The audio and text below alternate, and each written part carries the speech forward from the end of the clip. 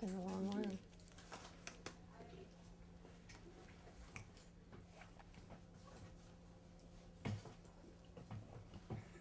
I think it's somewhat secure. Weird little thing to drop. Yeah, whatever. We're all right. We're all right. All right, so Kaki, congratulations first of all on this record, which is just pretty amazing. Sorry. Right? Mm-hmm. What, a lozenge? Teeth, all right. Teeth, regular teeth. I Beautiful. just had, Perfect. I just ate a bunch of spinach and I was like, this could be bad. All right. Is that a pre-gig food of choice? No, it's like it's a sickness and health, like getting some iron and that vitamin thing, and that was what that was about. But then I thought, oh God, there's spinach in my teeth, because there'd have to be if you're going to be on camera. No, perfect. Do you eat a lot of kale? Do you ever eat kale? I love kale. Yeah. Harder to find though in the restaurant. Yeah, farmers markets and Yeah. stuff like that. All right, so the record, first of all, then we'll circle back, but congratulations on this record, because it to me, it kind of encompasses, you'll tell me, everything you've been trying to do, and put into words just what went into making this album, first of all. Well, it definitely started with me wanting to re-challenge myself as a guitar player. And so I started playing in all different tunings that I'd never worked with before, and using different fingering techniques, and just trying to, I suppose, reinvent myself. And getting out of my comfort zone. And then once I had all this material on the guitar, a couple of them I knew were going to be vocal songs, and there was a lot of question marks up in the air, so I worked with this great producer, Malcolm Byrne, and his idea was to sort of to bring all the elements of the record together and unify it, was to create these slow and rather deceptively simple melodies that would go on top of the guitar playing that I did. And so that was our focus. We'd record these intricate, rather complicated guitar things that would take me hours to accomplish, and then we'd write a melody and layer it on various instruments and play it on top of the song. So that's sort of the overarching theme of the record. So there's a lot of guitar playing, a lot of drumming, a lot of, it's like a pop instrumental record, but what makes it somewhat more memorable than maybe my previous work is these melodies. Yeah, was that something that came easy for you, or was that a daily struggle? Interestingly enough, it was, sometimes it can be just as hard to write a 5-note memorable melody as it is to write a very difficult guitar piece. And so, but I think I found that what I was listening to, Malcolm would say, well, like, give me a melody or else I'm lost. I don't know what to do with this. So I would listen to what I had done and pick out what the basic 5 notes of what I was playing were, and that was the melody. So it was, they were already there, I just sort of had to draw them out. When that comes and you have it there, and is there a different kind of satisfaction when you have that kind of melody? You go back and there's something that, and I found myself singing the song in the kitchen the other night, which I haven't done with one of your records before. I've not listened to all your music, of course. Is it a whole different feeling having those kind of memorable melodies that? Well, I think for myself and for a listener, and I think, even when I play on stage and I have a band and the guys are playing these melodies that I've written, and I'm sitting here like really working hard at the guitar stuff, and I hear dun, dun, doo, doo, doo, doo, doo, doo. I think, wow, God, great. And I think you do kind of walk away. That is actually exactly Malcolm's words. He says, if you can't, I think that people should be able to be sawing a log in half and whistling like, hey son. He thinks that music should be memorable in a way that I had never really thought about my own music being memorable in that way, because I tend to think in chords and harmonies, and so it was great having him bring that out in me. Talk about challenging yourself and getting out of that safety zone that you're talking about. That's something you're always trying to do, that you wouldn't be a record if you didn't do that? Yeah, I think so. I mean, I think there's really no way to, especially being a guitar player and having it takes a lifetime to develop your sound, and for someone to, as an instrumentalist, listen to a song and go, oh, that's probably Stevie Ray Vaughan, or that's probably Kaki King, or whatnot. It really does take a lot of many years of playing, and that's something I'm working on to develop. But I think also at the same time I can't just do the same thing over and over again. It certainly inhibits my creativity, and so in order for me to keep to keep myself interested in this and working in music, that I have to. I really do have to do a lot to reinvigorate my interest, or else it's not even my mental state. My fingers will just fall into the same patterns of chords that they're very accustomed to, and I know how to work my way around a certain song or a certain tuning or something, and it starts to sound like the same thing. And so in order to not do that, I have to, there's little tricks here and there. But I do think the ultimate goal is really the opposite, is to always sound like yourself while always doing something different. Right. Well, it's kind of an exciting dichotomy to kind of try to develop a sound while pushing yourself always with doing something. Yeah.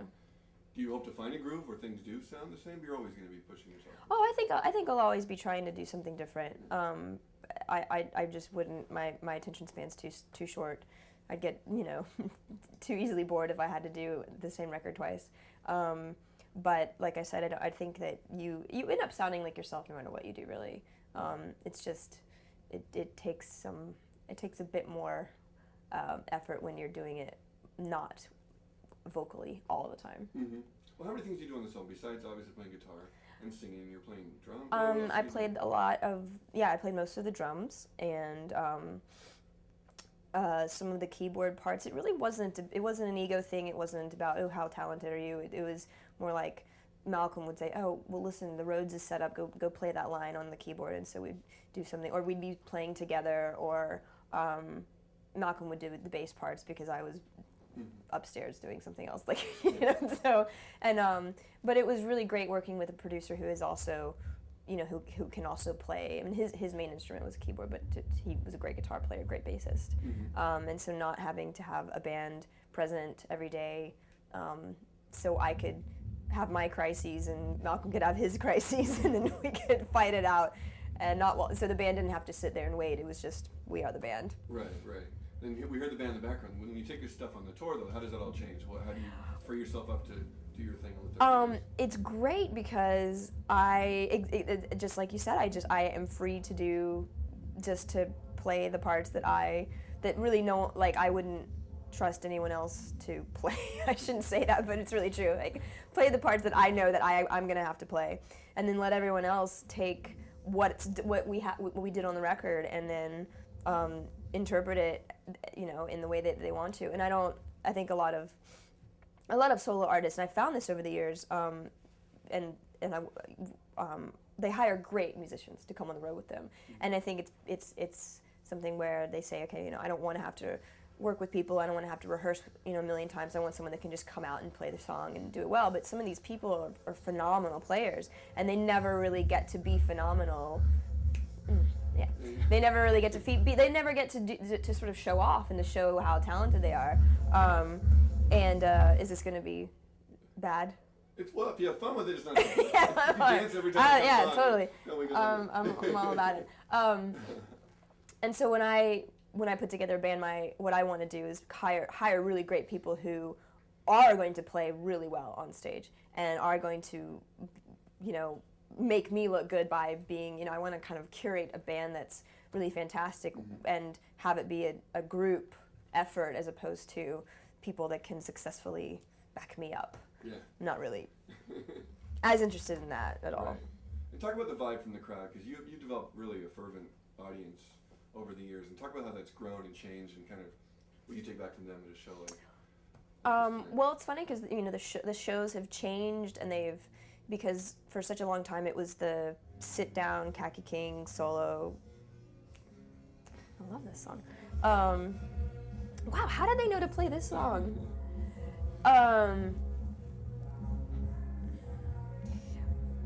At first it was the solo guitar, seated venue, small club, totally under the microscope Kaki show. Yeah. And people were very silent and very polite, and I felt like a lot of people I had sort of a row of guitar police in the front row, staring at my hands the entire time and sort of commenting to each other.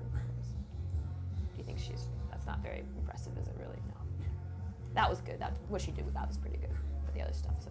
And so that was the kind of, this atmosphere, but it was also people who were very attentive and very, very focused and in on what I was doing. And now that I'm playing rock clubs with a rock band and making lots of noise and having it's a lot of fun, and I certainly enjoy it. And but a lot of my friends who play in bands and who do this all the time, it's funny because they would come to some of my shows that were the quiet shows, and they go, "Oh my God, I cannot believe that every single person in this room is not talking right now. They are listening to you."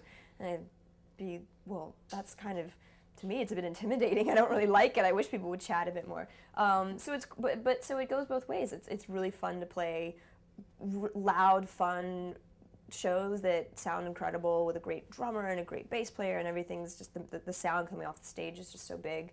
But then it's also really wonderful to get into an environment where you are,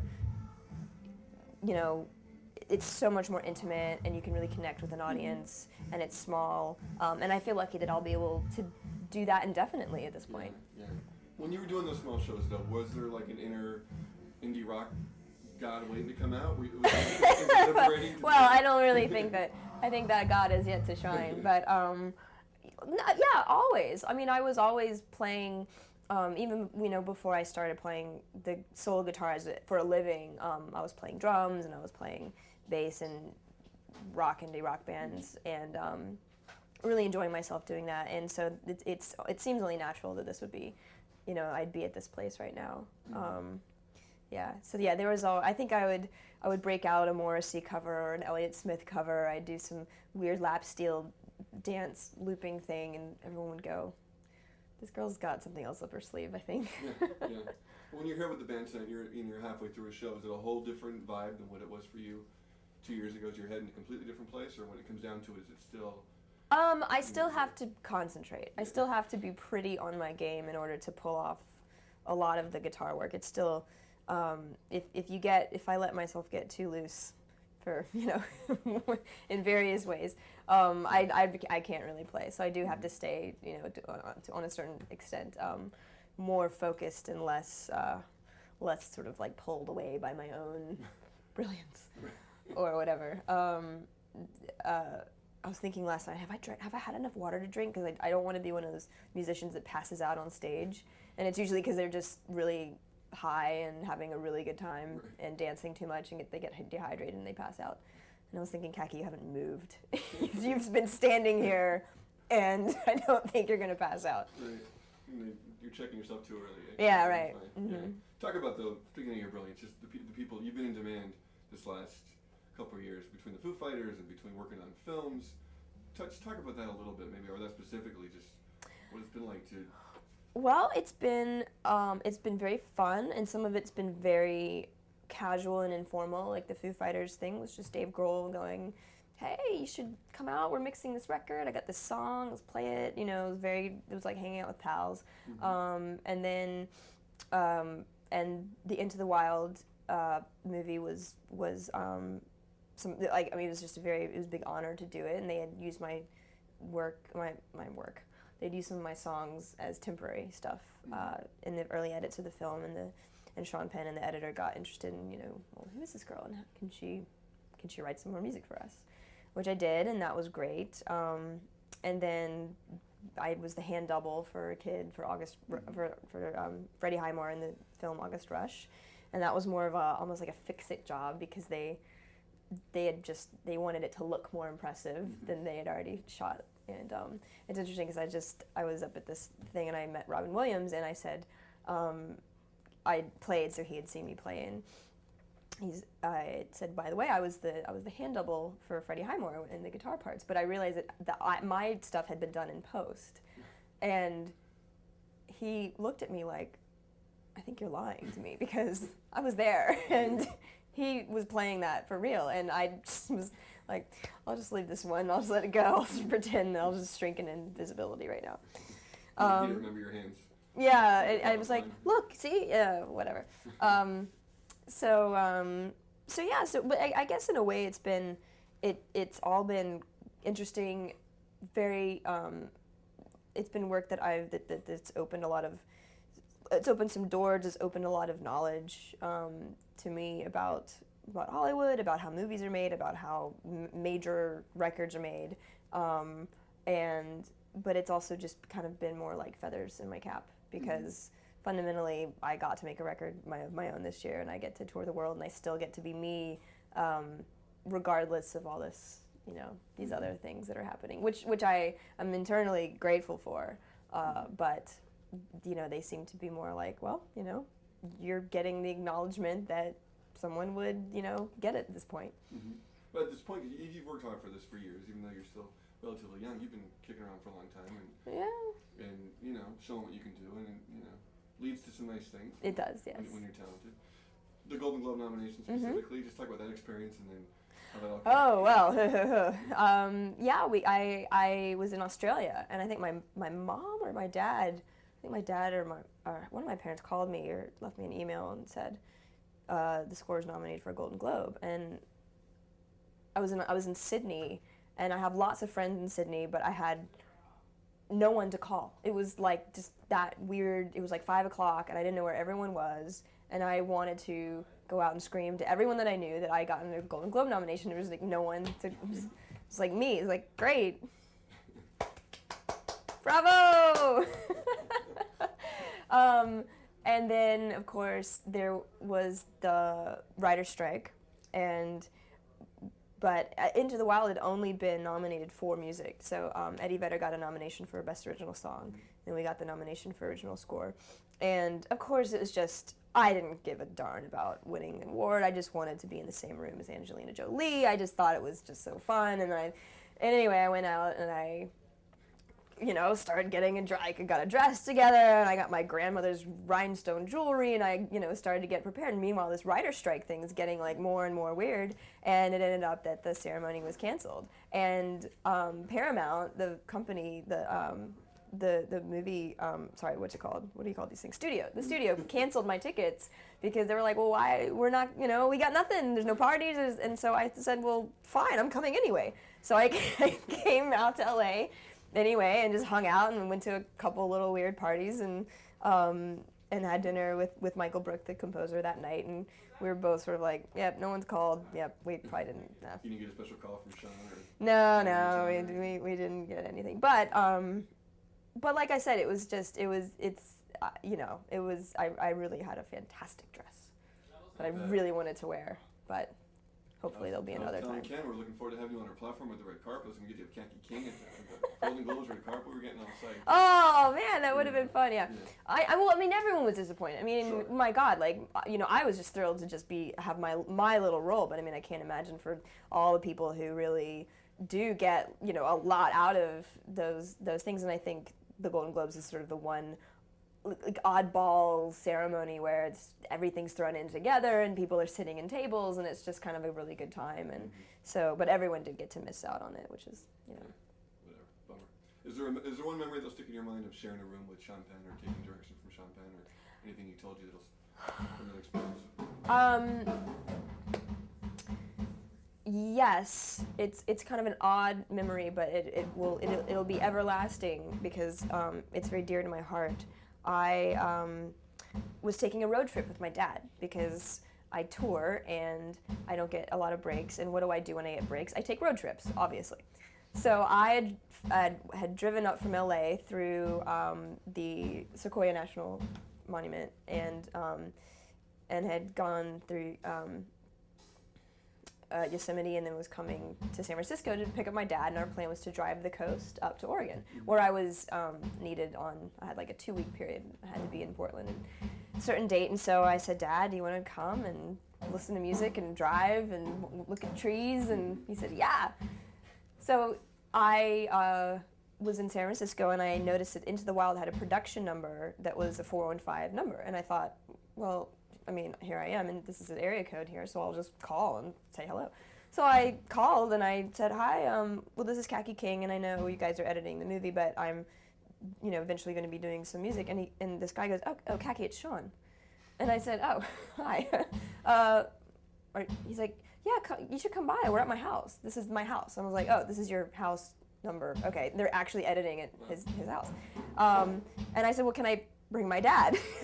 So my dad lands at the airport, and I pick him up, and I said, so we're going to go have lunch at Sean Penn's house. And he's like, great. So we go, and we're sitting there, we're watching some of the edits of the film and just talking, and you know, Sean Penn is sort of chain smoking and being totally himself and great, and the editor meanwhile is sort of this wonderful guy named Jay Cassidy, and he's almost like a high school science teacher kind of guy, like completely opposite personalities. It's so funny.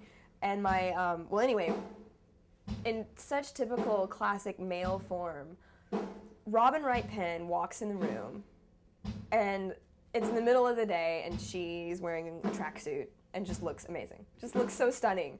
And I stand up to introduce myself, and my father stands up, and while he's doing so, meanwhile, I have to illustrate this. He's wearing like baggy Vanilla Ice pants, which I don't know where he got them from. He's wearing like a bass fishing hat, like some weird vest. I mean, he's just got like his vacation flying clothes on. Robin Wright Penn walks in the room, and he stands up and knocks an entirely full glass of water all over the coffee table, all over everyone's notes, like written in pen. I mean, it's like panic, okay? So, you know, it's like the typical male just is like, just completely falls apart. I am dying of embarrassment, and then everyone's kind of rushing to clear up everything. Robin Wright Penn is sort of like backing out of the room, like, nice meeting y'all, see you again. Yeah, and then later on, I saw her again at a screening, and I said, I don't know if you remember me, but my father spilled a glass of water all over your coffee table, and she says, oh, it's okay, he probably just helped us clean it. And I was like, oh, what a sweet thing to say. So that's my long and lasting memory of the Penn household. Oh, that's a good story.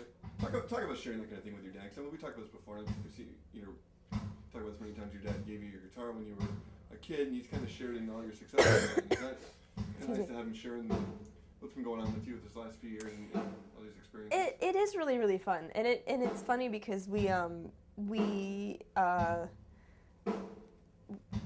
it's almost like I'll call home and I'll talk to my mom about, oh yeah, my health insurance, my IRA, and yes, Mom, this is happening, and you know, I kind of have to like go through just to mother me. And then I get on the phone with my dad, and he's like, Did you see what the Village Voice said about you? Oh, it was great. I'm going to send you a link, and you know, he'll take pictures of the garden and send me pictures of flowers blooming. But it's funny because we had another thing that we shared, which was my dog, who passed away this summer, and it was hard for a while because she died, and we loved her so much, and he took very good care of her because she had diabetes for the last few years of her life, and anyway, so there would be an awkward pause where I'd have to. Normally, I would have said, "So how's Lulu?" Right. Well, and he would say, "Oh, she's great, and she's funny and cute." And so there's this kind of gap in our conversation that we've had to rebuild, and I think we've sort of rebuilt it through my career a bit. You know, talking about more, you know, the day-to-day things that I have to do and go through. And but yeah, both my parents are so supportive and so sweet, and thank God my mom, you know, wants me to contribute to my IRA and cares about my health insurance, because if she didn't, I probably would have, you know, no idea what I'm doing. So they both you know, support me in their own special way. Very good. Before we finish, is that door closed? No, we'll just have to live with it. Sorry. You mentioned something about drumming for that beat. And then I want to talk about this video. Okay. Because I know a lot of work went into this, and Yeah. we're going to show it, and just Okay, how much cool. fun that was. And you know, I saw your little Fun. thing about the cold and Yeah. all the work. But what you know, as an artist, what makes you want to spend the time to do something like that when you can just go in the studio and hammer out the song, obviously, but you really went to town with this? Doug and Eddie at Chopwood Carrywater, their production company, had come to the record label Velour with this idea, and I knew it had to do with stop motion, I knew it had to do with light writing, but I didn't know to what extent they needed me as a character, you know, because there were other characters and people in the video, and so I think at some point I'd been filming maybe a day. I think I'd slated 2 days to film, and I realized how much work they were putting in it, and how much of a learning curve it was for them, because this was a new technique for them and for me and everyone. And so I took another couple of days to finish it, because I knew they really, in order for it to be good, like, I knew they were really onto something. And so we would start at night, because we had to have the darkness for the lights to show up.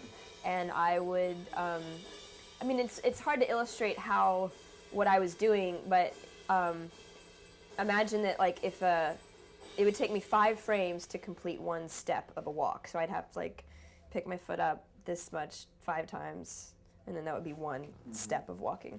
And so each time I'd lift my foot a few inches or move it a few inches, we'd flash a bulb, and then the light writers would come and they would animate, and then that would be about a 10-second exposure. And then we'd have to reset everything. And so each frame ended up being about half a minute to shoot. And when you're talking 2,700 of these, it was quite a lot of work that went into it. And it was unbelievably cold. I mean, and actually one of the other extras, the first night got kind of sick, and we couldn't figure out why. And then it happened to me the next night, because you're standing frozen. You are absolute, like you cannot move your body, and your blood just stops flowing. And it actually, it will make you really sick if you don't move around a bit. So the next night I brought out a soccer ball so I could, like, kick it around and get some blood flowing. But it was really, honestly, I feel like my part was just, being a character and being an actor in it, and the real talent was in the light writing and the directors, and their dedication. And it ended up being just like what's funny is you never know what you're doing at the time. You don't know where it's going to go or what's going to happen. We had no idea it would be featured on YouTube, on the front page, and of course, 700 people would go, haha, do you know what Kaki means in Hungarian? No, we had a great fun time doing it ultimately, and I'd totally do it again, but just not in the winter.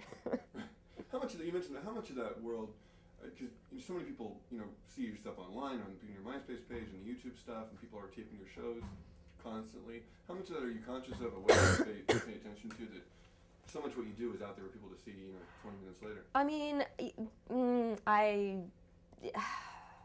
think I used to have a bit of anxiety about the internet and the virtual world, about, oh, did I wear this outfit last night because maybe someone took a picture, maybe someone would go, oh, she's wearing the same shirt as she did at the show. But I've learned to just, honestly, it's become such a free-for-all, explosion of commentary, and most of it is so inaccurate and ridiculous that I don't worry about it. I don't even think about it. I don't worry that if I say something that's maybe taken out of context, and it shows up, and then someone has wants to beef with me about it.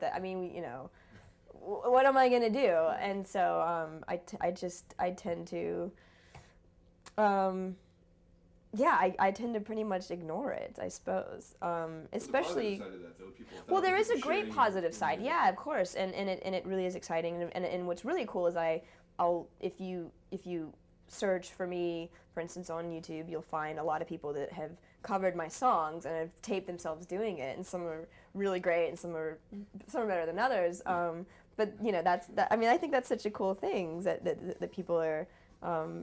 Like covering what I do and then taping it and trying to, because I guess not really that many artists would get, it's sort of like, oh yeah, well anyone could play that song, dude. It's not that special, but a lot of people are doing the cool guitar work and stuff. Yeah, so it's mostly totally positive. People taping things and people posting things, and yeah. Just lastly, just give us a sneak peek what this year holds. You're probably working on a bunch of amazing things. Well, it'll be a lot of touring. The next thing I'll do this U.S. tour, and then I'll go to Australia and tour with the Foo Fighters, which will be great fun. And then from there I go to Japan for 3 days, and then I go to Istanbul for 3 days, and then I go to London for a day. And so this will be my second around the world trip in this year. The first was going east, and this will be going west. And and then this summer will be more touring and festivals, and I will be scoring a film that my friend Joe Leonard is directing. It's called How I Got Lost, and it'll be my first attempt at scoring a major. Well, it's a feature film length, and it will be into festivals, and I'm very excited about that. And probably trying to find a home. I've been technically homeless since about July of last summer, so working on that. But I might not need a home anyway. If you stay on the road. Yeah. When you're in a stadium with the Foo Fighters, there's a whole nother world when you're there in front of 20, 30,000, 100,000 pound even. Well, yeah. I mean, in London, we played our little ditty in London, which we also played here for a K-Rock thing, and we'll be doing it in Australia because it's actually written for these Australian miners, the Ballad of the Beaconsfield Miners, and he got 20,000 Londoners to go, "Hi, Kaki," all at once, and that sensation is highly addictive. I bet. Well, hopefully you'll have however many this club holds. Yeah. Thing for you tonight. 20 or 30. We'll see. Thank you, Kaki. Thank you so much. Nice talking to you. All right. Well, I think they're probably ready for me downstairs.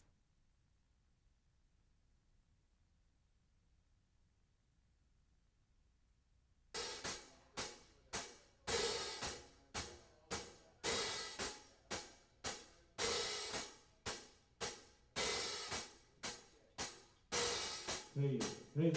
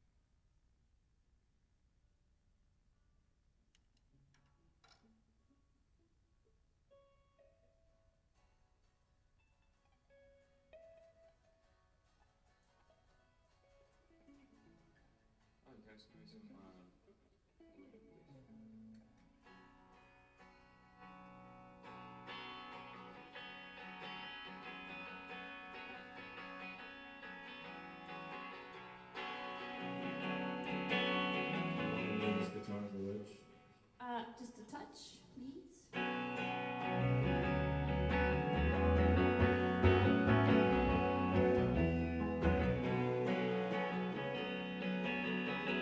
Yeah.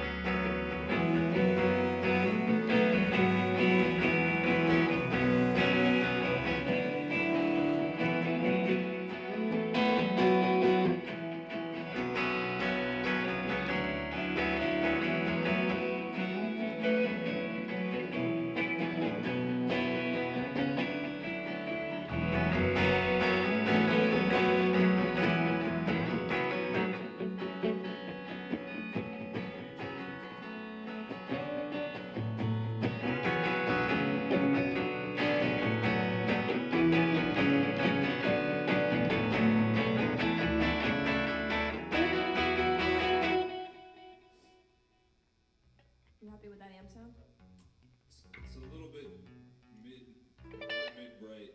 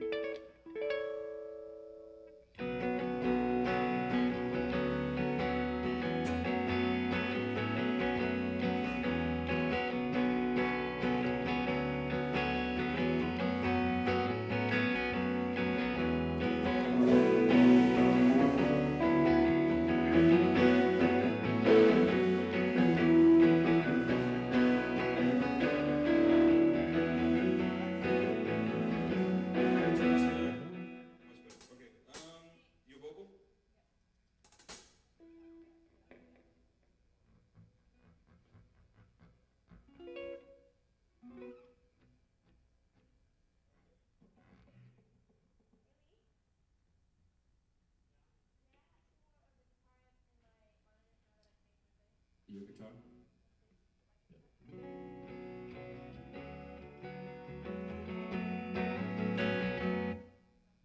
Cool.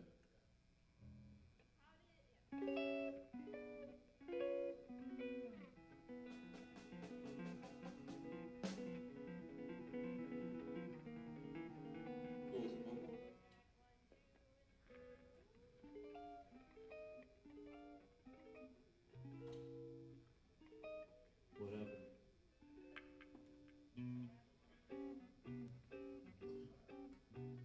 1, 2, 3, 4, laundry day.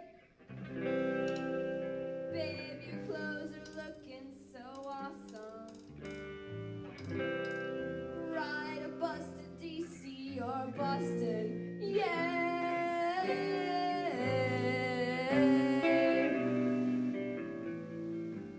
One of these days, true love is gonna find you. Hey! It's gonna find you! Ooh, yes. Woo! You put a note in my pocket. Lee, that sounds great. Said be good to yourself. And caught a cold. Life being what it is. Life being what it is. We all, what keys is in? We all dream of revenge. Open your eyes for a second, just to roll them at me. I stared straight into the sun. Something to concentrate on. Ooh.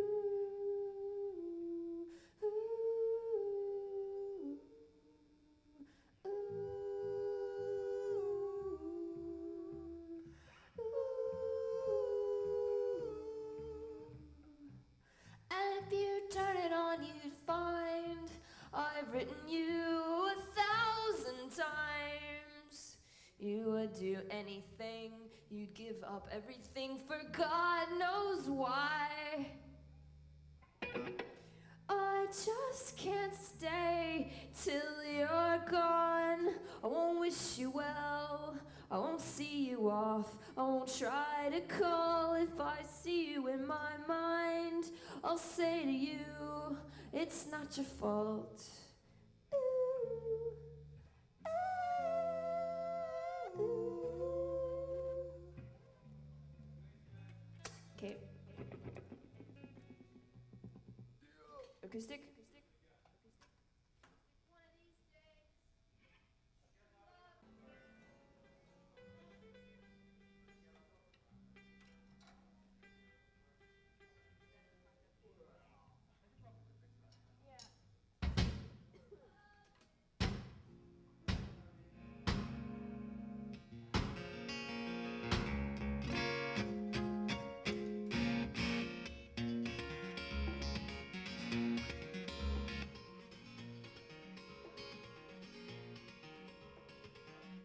Please have some more. Max, are you plugged into your amp? Yes, Yeah. I'm awesome. Yeah. Just tell me that. Okay. I was wondering what's going on. I'm sorry. More one cable confuses me. Small brains. We're small people. Now you can have it however much you want.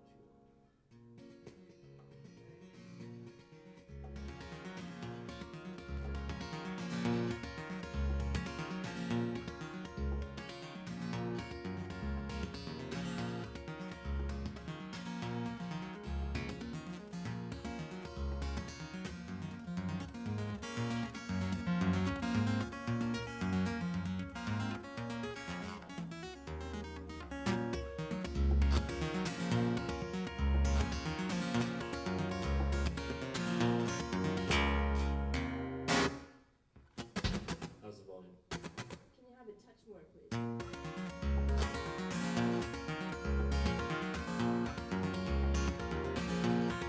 That's cool.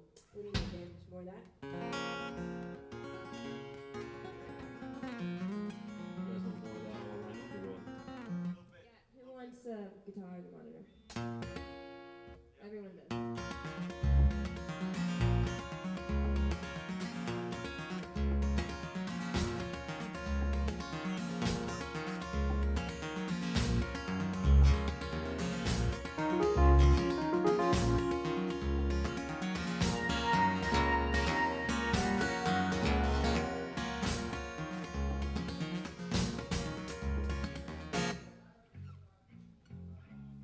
All right.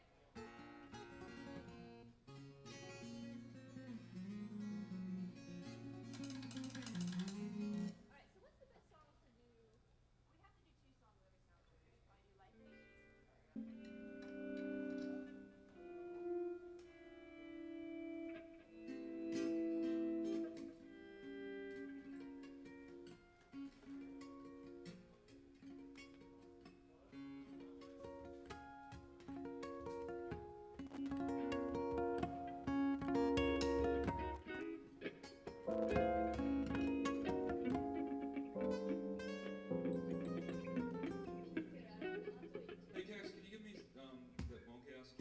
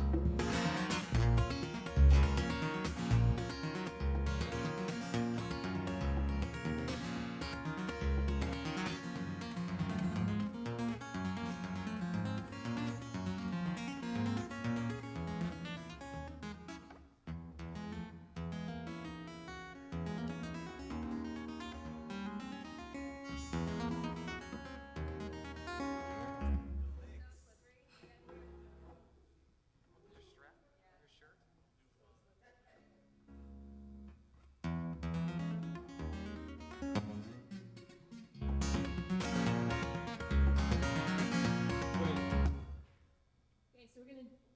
What do you need? I'm good. We're gonna do 2 songs? Yep. Okay. I'm gonna switch guitars out.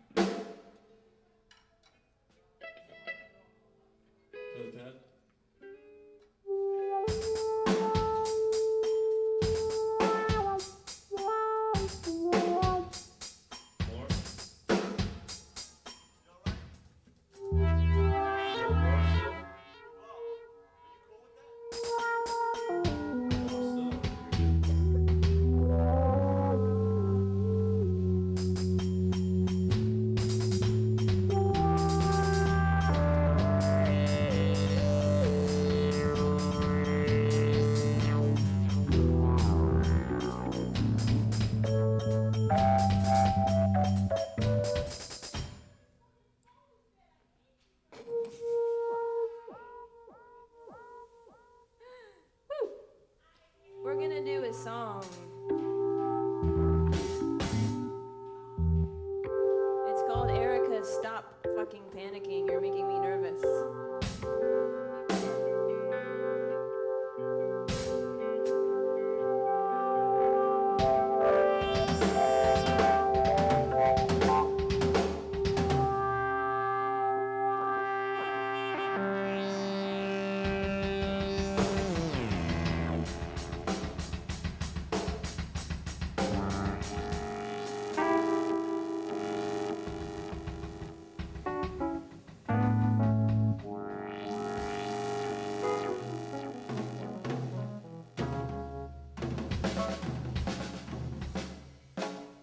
Get that fixed? Is it fixed? How high? How bad is it? What does it go up to? It's not really that bad.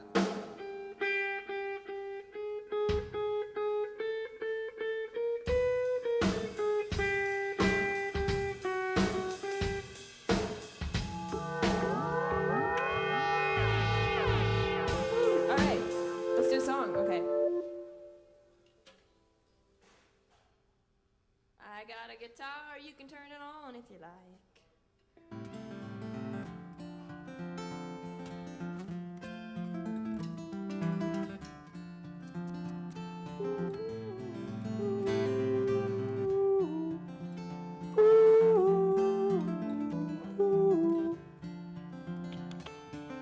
You put a note in my pocket, said be good to yourself, and that was all.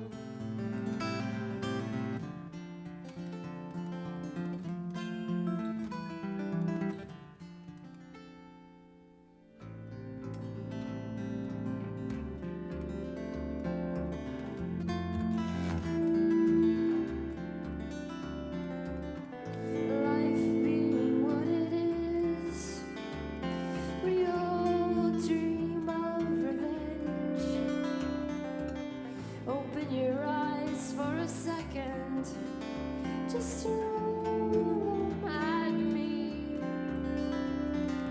I stared straight into the sun, something to concentrate on.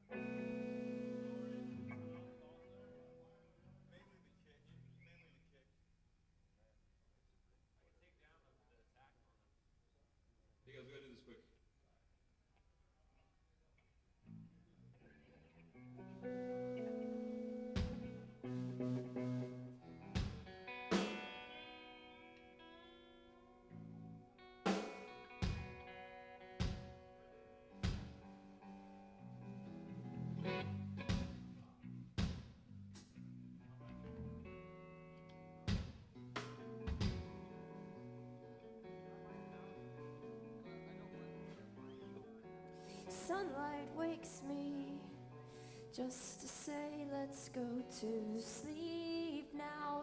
You were girly, so for this hour I'll just look at you.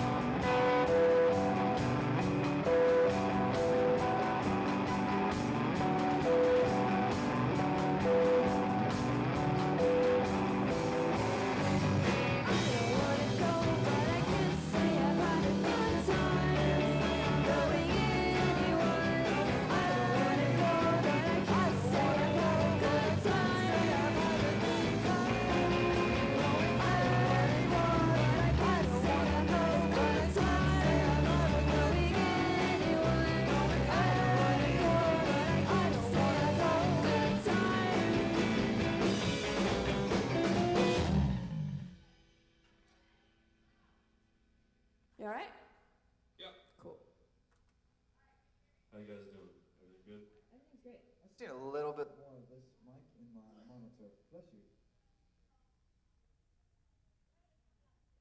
Check the